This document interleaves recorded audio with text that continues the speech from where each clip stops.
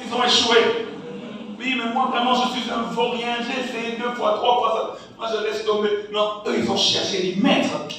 Sûrement tu as une formule que nous ne connaissons pas. Explique-nous un peu, enseigne-nous ta méthode. Et Jésus leur répond. Il dit, c'est à cause de votre incrédulité, leur dit Jésus. Je vous le dis, si vous aviez la foi comme un grain de sénévé, vous diriez à cette montagne, transporte-toi d'ici, et elle se transporterait. Et rien ne vous serait impossible. Mais cette sorte de démon ne sort que par la prière et par le jeûne. Je me suis rendu compte qu'il y a 4 raisons dans ce texte qui ont fait que les disciples aient échoué. 4 raisons. Dans la réponse de Jésus, Jésus a donné une réponse en 2 temps. Et lorsqu'on regarde la réponse de Jésus, la raison pour laquelle je vous prêche ce message, c'est parce que plusieurs échouent aussi dans la vie spirituelle, dans leur vie spirituelle, dans leur marche chrétienne, ou même dans la vie en général, dans d'autres domaines de la vie. Il y a beaucoup de raisons possibles qui peuvent emmener quelqu'un à l'échec, mais ces 4 raisons sont importantes. Et si nous voulons vivre une vie de gloire, si nous voulons vivre une vie de puissance, une vie où rien ne nous résiste, il nous faut appliquer le conseil que Jésus leur donne. Est-ce que je parle à quelqu'un? Si je devais revenir encore au premier jour du séminaire, j'aurais mis ça parmi les obstacles qui nous empêchent de voir la gloire de Dieu. Verset 17. Revenons au verset 17. Il dit, race incrédule et perverse. Rien que dans ces 2 mots, il leur donne 2 raisons déjà pour lesquelles ils ont échoué. Tes disciples n'ont pas pu chasser le démon. Jésus les regarde. Il dit, vous êtes incrédules et vous êtes pervers. Incrédule veut dire manque de foi. La raison pour laquelle vous avez échoué, c'est parce qu'il vous a manqué la foi. J'aimerais dire à quelqu'un, l'une des plus grandes raisons d'échec, et qui fait que plusieurs ne voient pas la gloire de Dieu, c'est la crédulité. Et la foi n'a pas besoin de voir tout l'escalier pour commencer à monter. La foi met le premier pas sur la première marche, même si elle n'a pas vu la fin. Elle dit, j'avance avec Dieu. Et j'aimerais rendre un petit témoignage. Je connais les hommes de foi, mais Pasteur Félix est vraiment un homme de foi. Alléluia. Il arrive quelque part, c'est désertique, il voit déjà, il dit, ok, on va faire ici en 3 niveaux, 4 niveaux. Il n'y a rien, c'est cela la foi. Les moyens ne sont peut-être pas encore là, mais je dis, je vais monter. Et si je dis, je vais monter encore. C'est cela la foi. Beaucoup d'entre nous, nous ne voyons pas la gloire de Dieu par manque de foi. Alléluia. J'aimerais dire à quelqu'un, comme je vous l'ai dit déjà la fois passée, ne calcule pas avec tes poches, calcule avec les poches de Dieu. Ton Dieu est illimité. Jésus dit, vous êtes incrédules. Et plus tard, il leur dira, si vous aviez la foi, au verset 20, ne serait-ce que comme un train de s'élever. En d'autres termes, c'est la foi qui a manqué. Si vous avez échoué, c'est la foi qui a manqué. On va développer. La deuxième raison, j'énumère d'abord les raisons, je vais développer plus tard. La deuxième raison, il dit race perverse. Perverse. Race incrédule et perverse. Incrédule, ça veut dire manque de foi. Perverse, ça veut dire manque d'obéissance à la parole de Dieu. Et la raison pour laquelle vous avez échoué, c'est parce que vous n'avez pas obéi à la parole de Dieu. Vous êtes des pervers.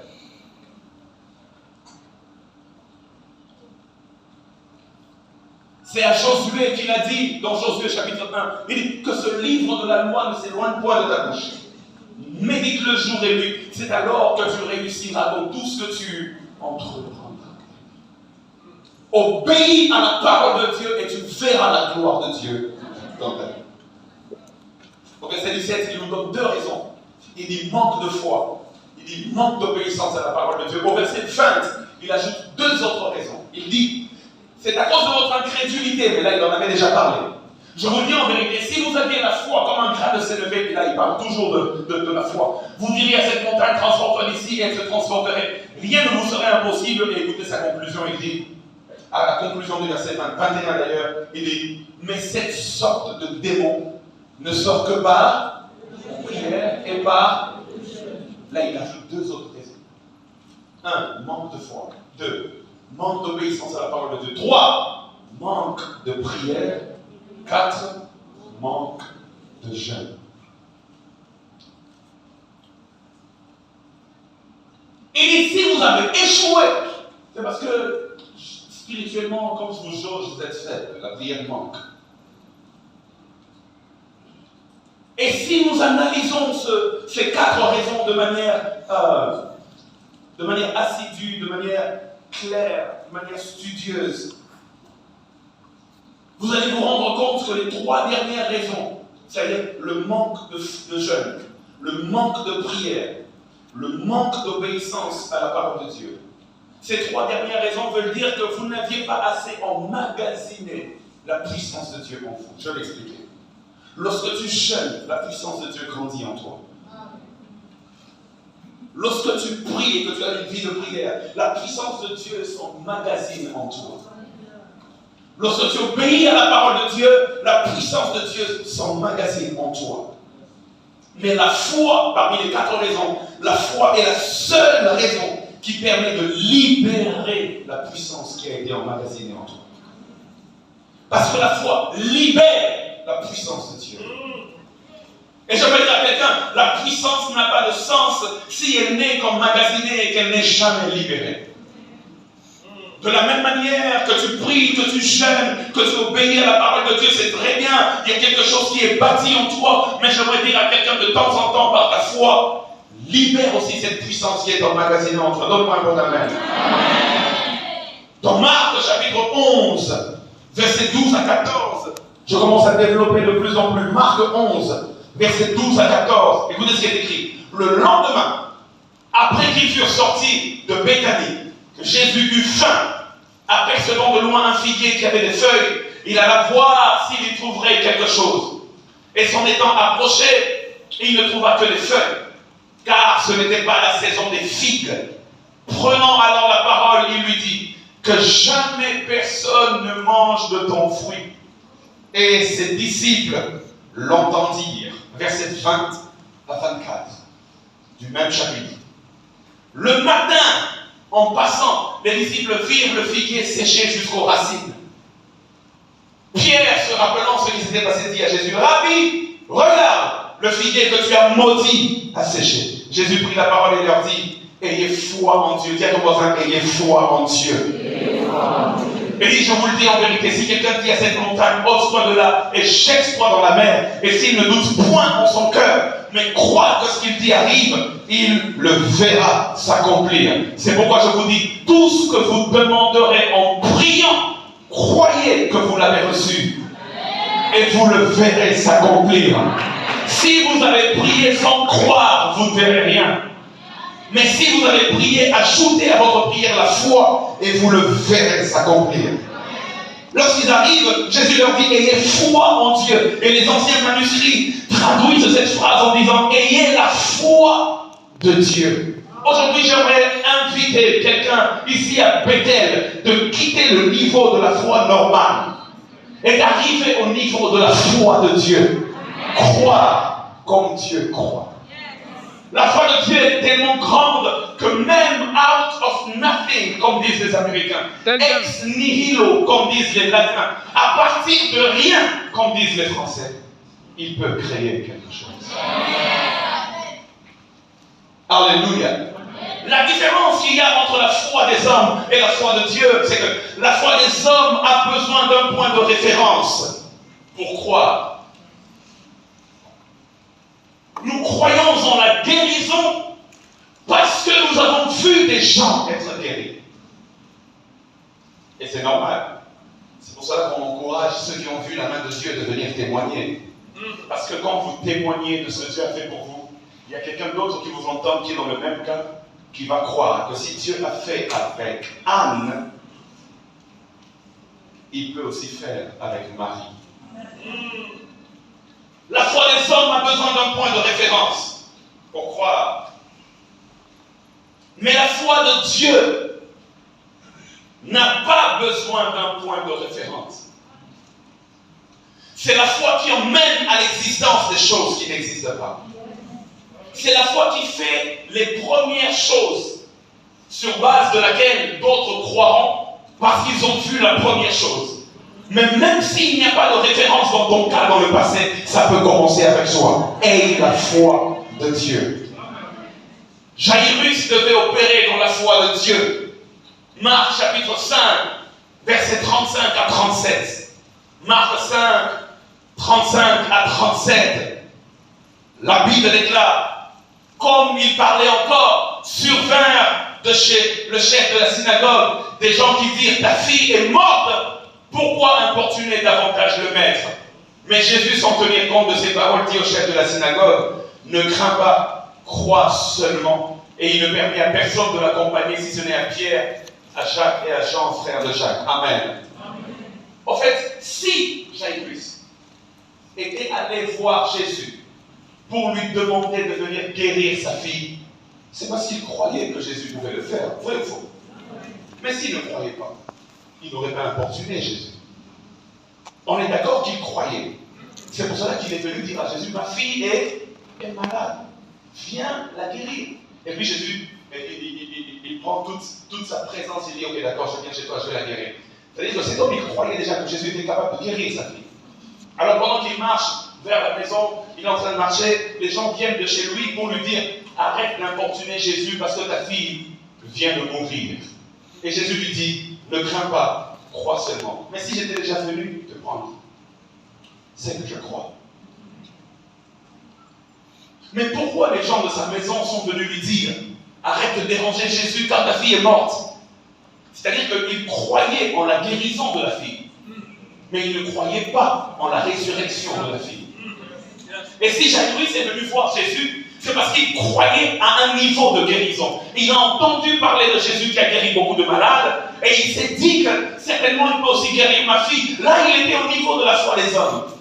Parce que la foi des hommes a besoin d'un point de référence. Jésus l'a déjà fait pour d'autres personnes, donc il peut aussi le faire pour moi. Mais quand Jésus se tourne vers lui pour dire ne crains pas, crois seulement, c'est parce que jusque-là, Jésus n'avait encore ressuscité aucun mort.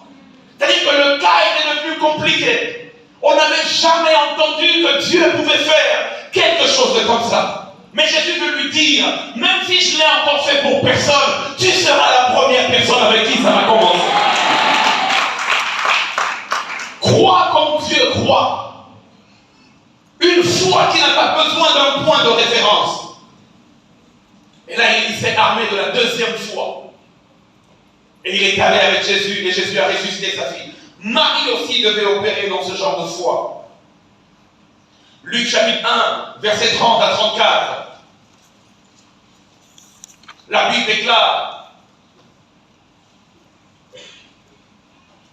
l'ange lui dit, ne crains point Marie, car tu as trouvé grâce devant Dieu. Et voici, tu deviendras enceinte, et tu enfanteras un fils, et tu lui donneras le nom de Jésus. Il sera grand et sera appelé fils de Dieu très haut. Et le Seigneur Dieu lui donnera le trône de David son père. Il régnera sur la maison de Jacob éternellement, et son règne n'aura point de fin. Marie dit à l'ange, comment cela se fera-t-il, puisque je ne connais point d'homme? Ça veut dire en fait que ce que tu es en train de dire, ça ne s'est jamais fait dans l'histoire de l'humanité. Je connais des femmes stériles qui ont eu des enfants. Et il y en a plusieurs. Il y a eu Sarah, la première, et plusieurs autres dans l'histoire ont connu le même cas. Mais moi, je ne suis pas stérile. Moi, le problème, c'est que moi, je n'ai jamais connu d'homme. On ne peut pas dire que je suis stérile. Je n'ai jamais essayé. Comment je vais savoir si ça marche ou pas? Et tu me dis que j'aurai un enfant. Je ne suis pas marié. Il faut que je me marie. Ensuite, on essaye d'avoir un enfant. Mon mari, non. Il dit non, toi, tu n'auras pas besoin de te marier. Toi, tu auras un enfant. De manière surnaturelle. Il dit, oh, mais non, c'est une blague. Et puis elle pose la question, elle dit, mais comment cela se fera-t-il? Ça veut dire que je connais comment ça se fait. Mais ce que tu dis là, ça me déplace. C'est-à-dire en fait que ça ne s'est jamais fait. Et l'ange dit à Marie, même si ça ne s'est jamais fait, Dieu fera de toi la première personne avec qui ça va se faire. Bethel, j'aimerais vous dire que nous n'avons pas besoin de voir Dieu faire avec quelqu'un d'autre pour croire qu'il peut faire les choses que l'on croit. Même si ça ne s'est jamais fait, ça va commencer avec Dieu. C'est cela le genre de foi qui fait que tu vois la gloire de Dieu. Même si ça ne s'est jamais fait, alors ça va commencer. C'est moi que ça attendait. Alléluia. J'aimerais dire à quelqu'un, c'est moi que ça attendait. Ça va commencer ici et ça va commencer avec moi. Les gens vont se rendre compte, mais c'est extraordinaire. On n'a jamais entendu parler de quelque chose comme ça. C'est parce que ça attendait que tu sois le pionnier. Je suis venu dire à quelqu'un, lorsque tu navigues dans la foi de Dieu, tu deviens le pionnier dans ta génération, le pionnier. Alléluia. Et Dieu, désolé de me le dire ainsi, mais je le sens dans mon esprit, parfois Dieu est fatigué de faire les mêmes choses. Il veut voir quelqu'un qui croit tellement afin de lui permettre de faire des choses qu'il n'a jamais faites. Alléluia. Alléluia. Et j'ai trop fait la même chose. Notre Dieu n'est pas une fontaine. La fontaine reprend les mêmes eaux. Ça tourne, ça tourne, ça tourne. Ça tourne, ça revient, ça tourne. Notre Dieu est une source. La source renouvelle ses eaux. Dieu veut faire quelque chose de nouveau. Mais qui est la personne qui va croire au-delà de la normale?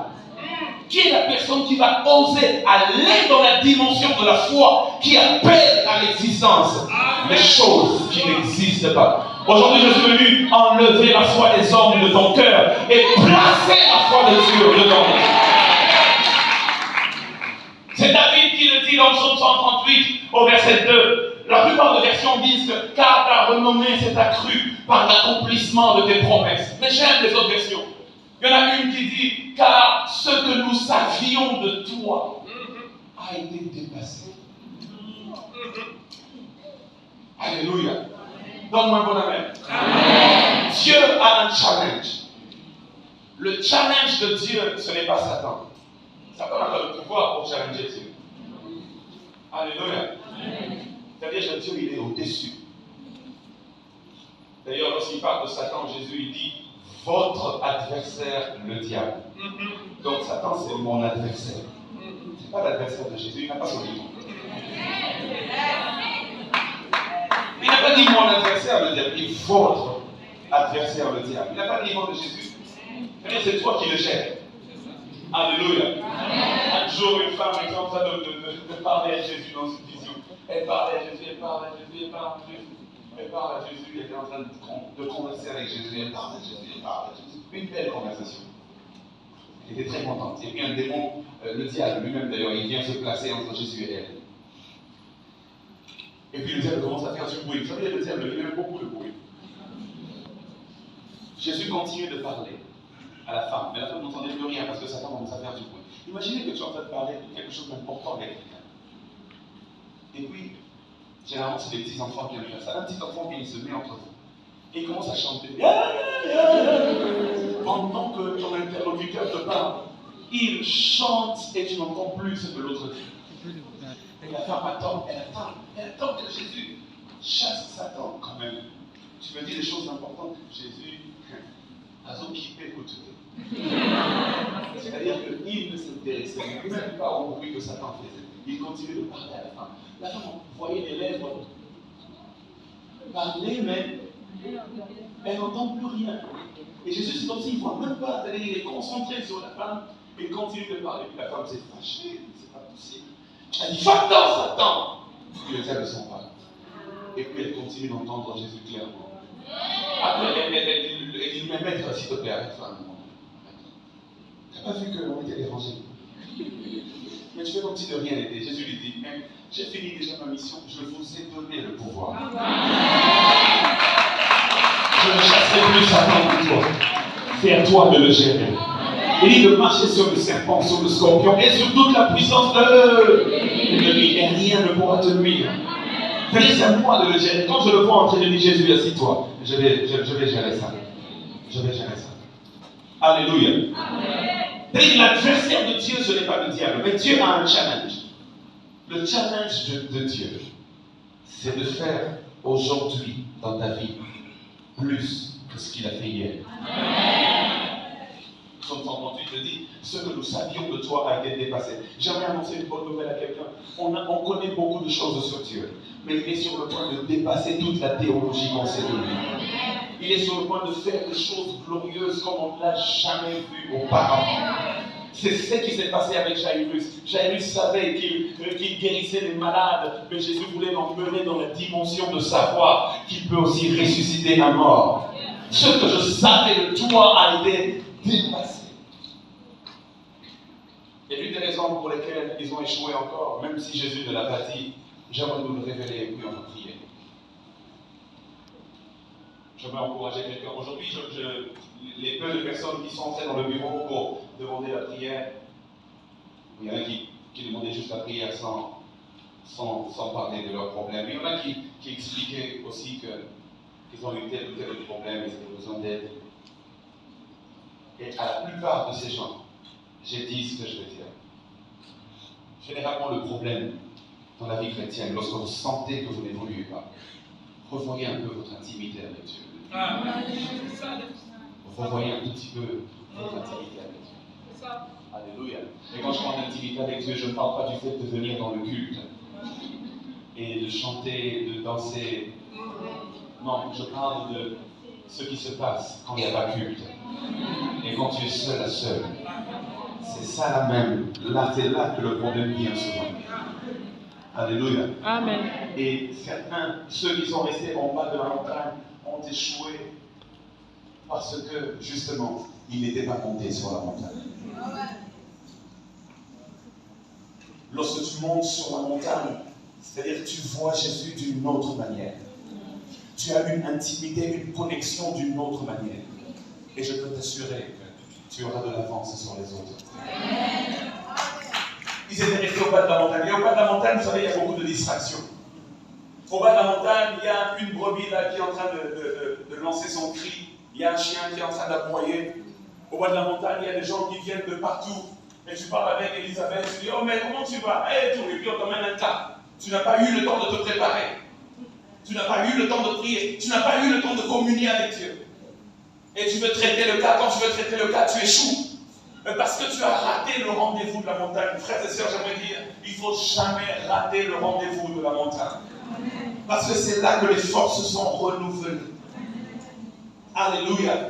Quelle est la dernière fois où tu es allé en retraite de prière personnelle, seul à seul avec Dieu, parce que tu aimes sa présence? Ce genre de personnes, il n'y a rien qui leur résiste. J'aimerais dire à quelqu'un, ça peut tarder, mais ça finira par réussir. Quand tu es habitué au rendez-vous de la montagne, il n'y a rien qui puisse te résister. Et je vais vous l'expliquer dans le texte. La Bible déclare, regardez les caractéristiques du démon. On peut remettre ce que le démon faisait à ses petits enfants. La Bible déclare, Seigneur, aie pitié de mon fils qui est lunatique et qui souffre cruellement. Il tombe souvent dans le feu et souvent dans l'eau. Verset 16. Je l'ai emmené à des disciples et ils n'ont pas pu le guérir. Je suis convaincu que si ces disciples-là étaient sur la montagne, ils auraient pu le guérir. Je vais vous dire pourquoi. Regardez comment le démon opérait. Il faisait tomber l'enfant. Où ça? Dans le feu. Premier élément. Deuxième élément, il faisait tomber l'enfant où ça? Dans l'eau. Deuxième élément. Donc ce démon-là, il s'amusait avec la vie de l'enfant pour le tuer, soit brûlé, pour le tuer, soit noyé. Donc il le fait tomber dans le feu et dans l'eau. Et le père est précis. Il ne le fait pas tomber ailleurs. Il n'a jamais essayé de l'emmener en haut d'un building et pour dire à l'enfant, mais non, saute, tu vas t'écraser. Jamais. Mais quand il y a une rivière, faites attention, l'enfant risque de se noyer. Quand il y a un feu qui s'est allumé quelque part, gardez cet enfant-là, loin de ce feu. Parce que le démon aime le faire tomber soit dans le feu, soit dans l'eau. Je le dis encore, je suis convaincu que s'ils étaient sur la montagne, ils auraient chassé ce démon. Pourquoi? Parce que ceux qui étaient sur la montagne ont rencontré Jésus dans une autre dimension, transfigurée. Mais au-delà d'avoir rencontré Jésus, ils ont rencontré deux personnes, Moïse et Élie. La spécialité de Moïse, c'est de dompter les eaux. La spécialité de Élie, c'est de faire tomber les eaux.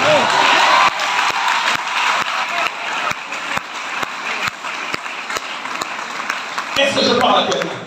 Ils ont rencontré celui qui a séparé les eaux et ils ont rencontré celui qui a fait tomber le feu. Et quand ils descendent, le démon il jette ou dans l'eau et dans le feu, mais c'est pas grave, j'ai déjà été équipé sur la montagne.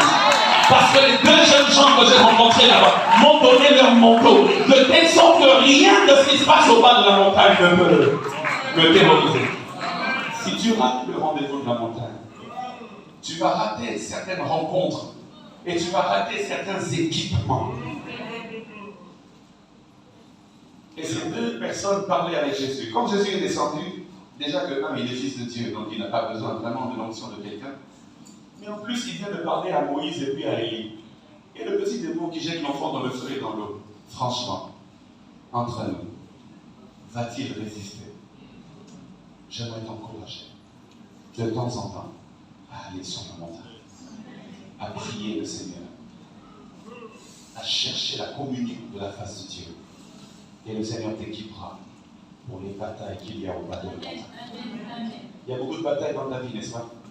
Tu as besoin d'équipement. Et cet équipement se trouve sur la montagne. Et si tu acceptes d'être équipé par Dieu, tu verras la gloire de Dieu. Si tu es un homme de foi, une femme de foi, d'obéissance à la parole de Dieu, de prière et de jeûne, d'intimité avec Dieu, rien ne pourra te résister. Que Dieu te bénisse. Mon message de ce soir est fini. Que Dieu